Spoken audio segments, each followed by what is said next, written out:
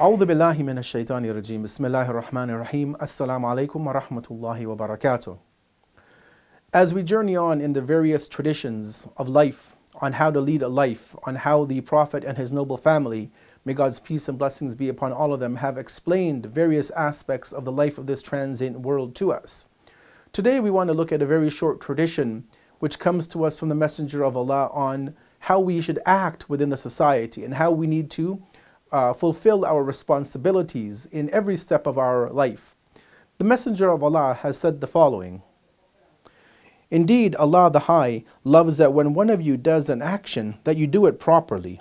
This very short tradition and the various examples we have in the life of the Prophet show us the importance of ensuring that we do every job to the most complete and perfect way that we as human beings can do.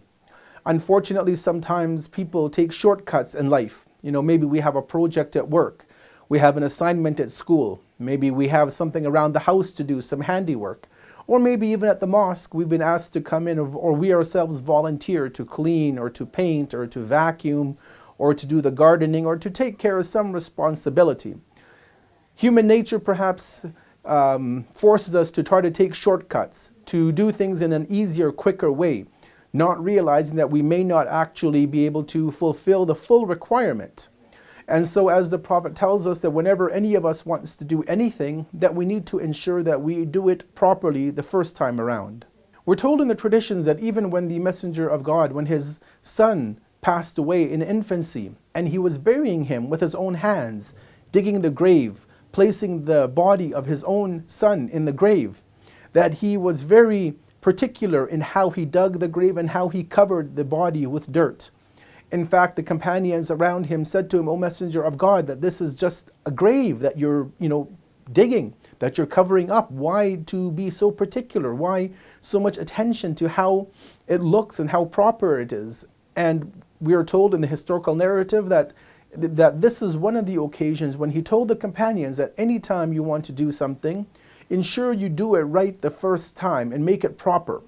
And so we as believers need to also follow this in our life. Again, at work, we're sure that we do it. When we have a project, when we have an assignment at work, we ensure that we don't cut corners, that we do the best job that we can. When we're at school and we have a project or an essay or something to complete, I'm sure we try not to cut corners. We try to do the most perfect job to get the good mark, to be able to pass the exam or to get a good mark in that assignment. And we have to realize that this has to be our way of life in every action, whether it be in terms of the secular or the religious. If we come to the centers and we volunteer our time, let us do things properly, not that we do them not wholeheartedly and then we have to later be accountable for our actions. Wassalamu alaikum wa rahmatullahi wa barakatuh.